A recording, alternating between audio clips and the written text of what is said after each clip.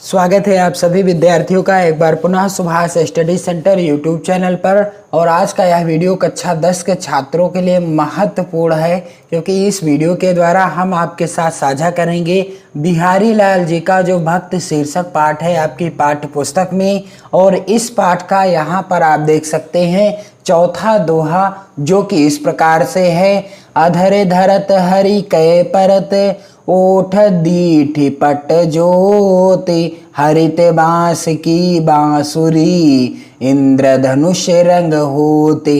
इसका आप संदर्भ कैसे लिखें, इसकी व्याख्या कैसे लिखना है और काव्यगत सौंदर्य कैसे लिखा जाएगा, आज के इस वीडियो में हम आपको सब कुछ बताएंगे। और यदि आपने इसके पहले इस पाठ का पहला दोहा मेरी भव बाधा हरो राधा नागर सोए, दूसरा दोहा, तीसरा दोहा से रिलेटेड वीडियो आपने ना देखा हो तो आपको चैनल की प्लेलिस्ट में ये वीडियो देखने को मिल जाएंगे। और आप पाठ 1 जो कि सूरदास जी के द्वारा रचित है, पद शीर्षक पाठ, गोस्वामी तुलसीदास जी के द्वारा रचित धनुष भंग एवं वन पथपर शीर्षक पाठ, कविवर रसखान जी के द्वारा रचित सवैया और कवित्त शीर्षक पाठ से रिलेटेड वीडियो आपको चैनल की प्लेलिस्ट में मिल जाएंगी। आप देख सकते हैं, क्योंकि वहां पर मैंने आपको बताया है कि आप बोर्ड परीक्षा में कैसे संदर्भ लिखेंगे, कैसे व्याख्या एवं काव्यगत सौंदर्य लिखेंगे। तो चलिए इस दोहे का आप संदर्भ कैसे लिखेंगे। तो सबसे पहले इस दोहे के जो है प्रथम के 2 शब्दों को यहाँ पर मैंने लिख रखा है, चौथे नंबर का दोहा है, और अंतिम के भी शब्दों को यहाँ पर लिख रखा है। इसके बाद आपको हेडिंग डालना है संदर्भ, ब्लैक पेन से आप हेडिंग डालेंगे।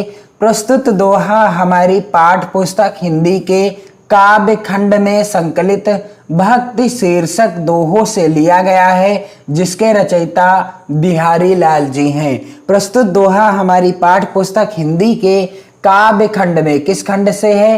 काव्य खंड से है। गद्यांश गद्य खंड का भाग है, और जो पद्यांश होते हैं चाहे वो संस्कृत का हो चाहे वो हिंदी का हो, वो सभी काव्य खंड के भाग होते हैं। में संकलित भक्त शीर्षक पाठ, और भक्त शीर्षक पाठ यानी शीर्षक का नाम भी आपको ब्लैक पेन से ही लिखना है। और जिसके रचयिता कौन है? रीत काल के महान कलाकार जो है महाकवि बिहारी लाल जी, जिसके रचयिता हैं। और बिहारी लाल जी का जीवन परिचय मैंने बिल्कुल आसान शब्दों में बताया है, आप चैनल के प्लेलिस्ट में जाकर चेक कर सकते हैं। तो चलिए इस दोहे की हम आपको पहले सरल व्याख्या बता दें, इसके बाद हम आपको बताएंगे कैसे आप व्याख्या लिखेंगे और कैसे काव्यगत सौंदर्य लिखेंगे।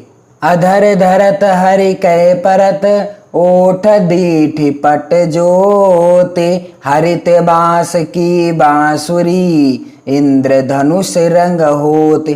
क्या हो जाएगी सरल व्याख्या कि भगवान श्री कृष्ण बांसुरी बजाते हैं, और वह जब बांसुरी को होठों पर रखते हैं, जब वह बांसुरी को बजाने के लिए अपने होठों पर रखते हैं, अधर धरत हरि कै परत, उस बांसुरी को बजाने हेतु अपने होठों पर जब रखते हैं तो क्या होता है? ओठ दीठी पट ज्योति, और तब बांसुरी पर उनके होठ और दृष्टि तथा वस्त्र की कांति पड़ती है। तब बांसुरी पर क्या पड़ता है? उनके होठ, उनकी दृष्टि और वस्त्र जो उन्होंने पहन रखे हैं उसकी चमक यानी कांति पड़ती है। और हरित बांस की बांसुरी, इंद्रधनुष रंग होती, हरित बांस की बांसुरी, इंद्रधनुष रंग होती, अर्थात उस समय वह हरे रंग की बांसुरी जो कि बांस की बनी हुई है और इंद्रधनुष जैसे रंग की दिखाई पड़ने लगती है। उस समय भगवान श्री कृष्ण की वह बांसुरी जो कि हरे बांस की बनी हुई है, वह कैसे दिखाई देने लगती है? इंद्रधनुष के समान दिखाई पड़ने लगती है। हरित बांस की बांसुरी, इंद्रधनुष रंग होते। और इसकी व्याख्या आप कैसे लिखेंगे? बिल्कुल आसान व्याख्या है। अधर धरत हरि कै परत, ओठ दीठी पट ज्योति, हरित बांस की बांसुरी, इंद्रधनुष रंग होते। क्या हो जाएगी व्याख्या? इस तरह से आपको व्याख्या हेडिंग डालनी है और लिखना है कि श्री कृष्ण बांसुरी बजाते हैं। भगवान श्री कृष्ण क्या बजाते हैं? बांसुरी बजाते हैं। और जब वह बांसुरी को अपने होठों पर रखते हैं, अधर धरत हरिकय परत ओठ दीठ पट जोत। और जब वह उस बांसुरी को अपने होठों पर रखते हैं, तब बांसुरी पर उनके होठ, दृष्टि तथा वस्त्र की कांति पड़ती है। तब क्या होता है कि बांसुरी पर उनके होठ, दृष्टि तथा वस्त्र की कांति यानी चमक पड़ती है। और उस समय वह बांसुरी कैसे या किस प्रकार की दिखाई देने लगती है? हरित बांस की बांसुरी इंद्रधनुष रंग होते।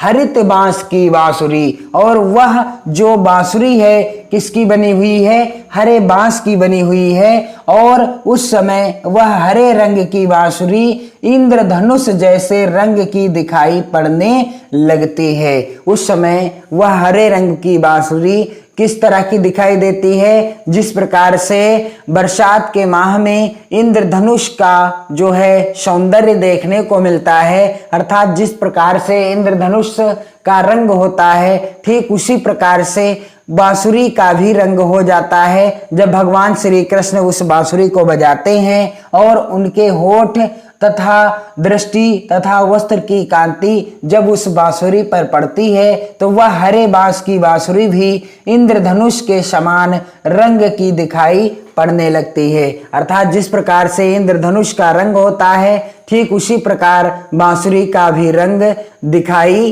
पड़ने लगता है। तो इस दोहे का आपको काव्यगत सौंदर्य कैसे लिखना है? तो सबसे पहले आपको हेडिंग डालना होता है काव्यगत सौंदर्य। और वीडियो को ज्यादा से ज्यादा शेयर करें, क्योंकि आपको हम आपकी बोर्ड परीक्षा 2022 तक विधिवत तैयार कर देंगे हिंदी विषय से रिलेटेड और ड्राइंग विषय से रिलेटेड वीडियोज के द्वारा, ताकि आपका जो हिंदी विषय का पेपर हो बहुत ही अच्छा हो।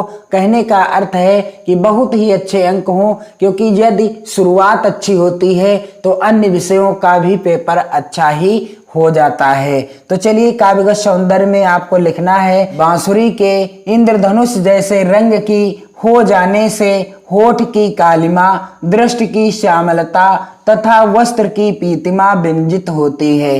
बांसुरी का इंद्रधनुष जैसे, अर्थात बांसुरी कैसी है? हरे बांस की बांसुरी है। और जब भगवान श्री कृष्ण उस बांसुरी को बजाते हैं, तब क्या होता है कि उनके जब होठ उस बांसुरी पर पड़ते हैं तथा उनकी जो है दृष्टि उस बांसुरी पर पड़ती है और उनके वस्त्रों की चमक जब उस बांसुरी पर पड़ जाती है, तो वह किसके समान हो जाती है? इंद्रधनुष के समान हो जाती है। और अगला बिंदु है यहाँ पर भाषा। तो भाषा क्या है? जितने भी दोहे बिहारी लाल के हैं आपकी पाठ्य पुस्तक में, सभी की भाषा क्या है? ब्रज भाषा है। और अगला बिंदु है छंद।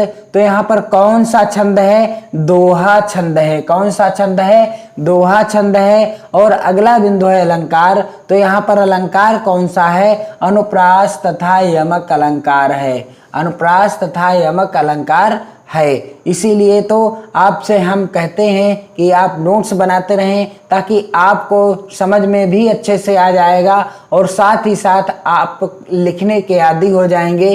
अर्थात आपको जब परीक्षा में लिखना पड़ेगा तब आपको किसी भी प्रकार की कठिनाई नहीं होने वाली है। तो यहाँ पर मैंने आपको बता दिया है अनुप्रास तथा यमक अलंकार है। तो कुछ इस तरीके से आप इस दोहे का संदर्भ, व्याख्या एवं काव्यगत सौंदर्य लिख सकते हैं। अब आपको क्या करना है? नोट्स बना लेना है और वीडियो को ज़्यादा से ज़्यादा अपने मित्रों में शेयर भी करते रहना है, ताकि आपके साथ साथ आपके मित्रों का भी लाभ पहुंचता रहे हमारे YouTube चैनल के द्वारा। तो पढ़ते रहिए, मस्त रहिए। जय हिंद।